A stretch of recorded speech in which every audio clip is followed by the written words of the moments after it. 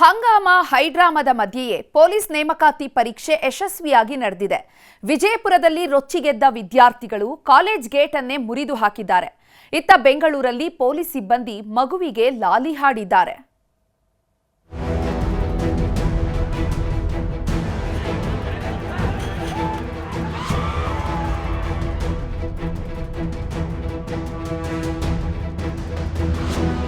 ರಾಜ್ಯ ಸರ್ಕಾರದ ಪಾಲಿಗೆ ಇವತ್ತು ಅಗ್ನಿ ಪರೀಕ್ಷೆಯೇ ಎದುರಾದ ದಿನ.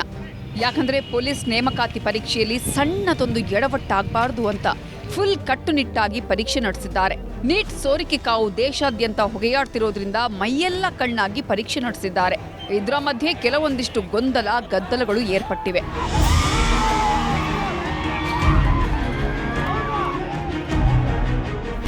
ವಿಜಯಪುರದಲ್ಲಿ ಸಿಡಿದೆದ್ದ ಅಭ್ಯರ್ಥಿಗಳು, ಗೇಟ್ ಮುರಿದು ಅಭ್ಯರ್ಥಿಗಳ ಆಕ್ರೋಶ. ವಿಜಯಪುರದಲ್ಲಿ ಪೊಲೀಸ್ ನೇಮಕಾತಿ ಪರೀಕ್ಷೆಗೆ ಬಂದಿದ್ದ ಅಭ್ಯರ್ಥಿಗಳು ಅಕ್ಷರಶಃ ರೊಚ್ಚಿಗೆದ್ದಿದ್ರು.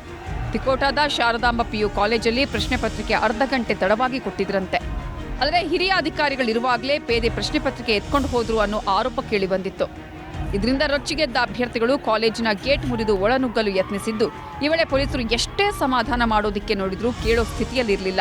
ವಿದ್ಯಾರ್ಥಿಗಳ ಆಕ್ರೋಶಕ್ಕೆ ಗೇಟೇ ಕಿತ್ತು ಹೋಯಿತು.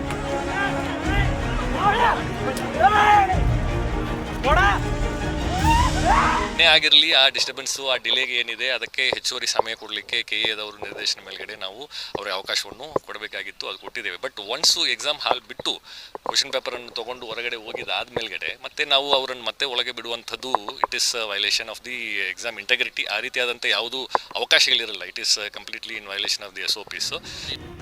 ಕಲಬುರಗಿ ನಗರದ SB ಕಾಲೇಜಿನಲ್ಲೂ ಪರೀಕ್ಷೆ ವೇಳೆ ಅವಾಂತರ ಸೃಷ್ಟಿಯಾಗಿತ್ತು. ಅರ್ಧ ಗಂಟೆ ತಡವಾಗಿ ಪ್ರಶ್ನೆ ಪತ್ರಿಕೆ ಕೊಟ್ಟಿರುವ ಆರೋಪ ಕೇಳಿಬಂದಿದೆ.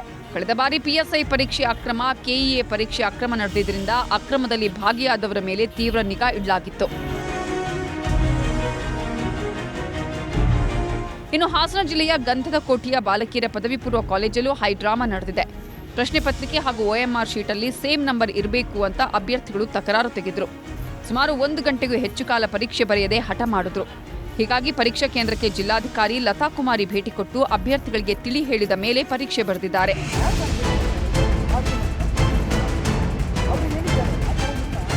ಇತ್ತ ಬಾಗಲಕೋಟೆ ನಗರದ ವಿದ್ಯಾಗಿರಿ ಕಾಲೇಜಿನಲ್ಲಿ ಖಾಕಿ ಕಟ್ಟೆಚ್ಚರದ ಮೂಲಕ ಪರೀಕ್ಷೆ ನಡೆಸಲಾಯಿತು. ಪ್ರತಿಯೊಬ್ಬ ಪರೀಕ್ಷಾರ್ಥಿಗಳನ್ನ ತಪಾಸಣೆ ಮಾಡಿ ಕೇಂದ್ರದೊಳಗೆ ಬಿಟ್ಟಿದ್ದಾರೆ.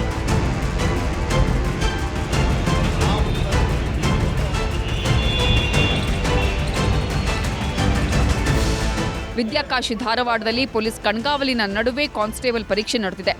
ಅಕ್ರಮ ನಡೆದಂತೆ DC Snehal R, commissioner N Shashikumar, SP Gunjan Arya ನೇತೃತ್ವದಲ್ಲಿ ಭದ್ರತೆ ನೀಡಲಾಗಿತ್ತು. ಪರೀಕ್ಷಾರ್ಥಿಗಳನ್ನು ಮೆಟಲ್ ಡಿಟೆಕ್ಟರ್ ಮೂಲಕ ಪರಿಶೀಲಿಸಿ ಕೇಂದ್ರದೊಳಗೆ ಬಿಡಲಾಯಿತು.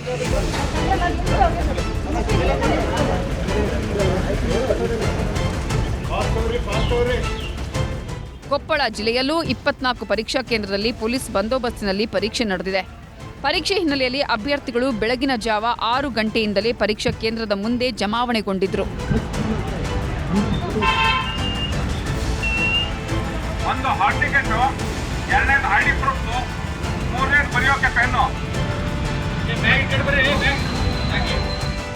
ದಾವಣಗೆರೆಯ 19 ಪರೀಕ್ಷಾ ಕೇಂದ್ರದಲ್ಲಿ ಪೊಲೀಸ್ ಕಾನ್ಸ್ಟೇಬಲ್ ಪರೀಕ್ಷೆ ನಡೆದಿದೆ.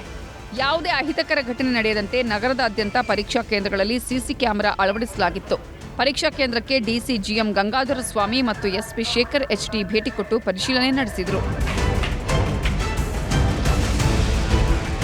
ಇನ್ನು ಮಂಗಳೂರು ನಗರದ 9 ಪರೀಕ್ಷಾ ಕೇಂದ್ರಗಳಲ್ಲಿ ಪೊಲೀಸ್ ನೇಮಕಾತಿ ಪರೀಕ್ಷೆ ನಡೆದಿದೆ. 9 ಕೇಂದ್ರಗಳಲ್ಲಿ 4012 ಅಭ್ಯರ್ಥಿಗಳು ಪರೀಕ್ಷೆಗೆ ನೋಂದಣಿ ಮಾಡಿದ್ರು. ಪರೀಕ್ಷಾ ಕೇಂದ್ರದ 200 ಮೀಟರ್ ಸುತ್ತಮುತ್ತ ನಿಷೇಧಾಜ್ಞೆ ಜಾರಿ ಮಾಡಲಾಗಿತ್ತು.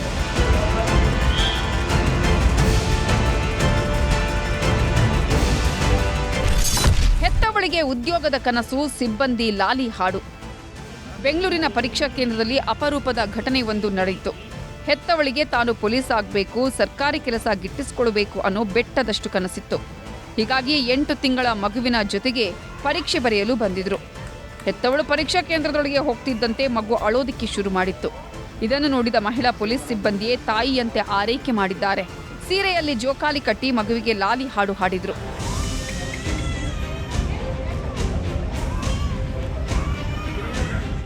ಒಟ್ಟಿನಲ್ಲಿ ರಾಜ್ಯಾದ್ಯಂತ ಕಾನ್ಸ್ಟೇಬಲ್ ನೇಮಕಾತಿ ಪರೀಕ್ಷೆ ಯಶಸ್ವಿಯಾಗಿ ನಡೆದಿದೆ. ಕೆಲವೆಡೆ ಗೊಂದಲವಾಗಿದ್ದು ಬಿಟ್ಟರೆ ಬಹುತೇಕ ಸಕ್ಸಸ್ ಆಗಿದೆ. Bureau report news 18.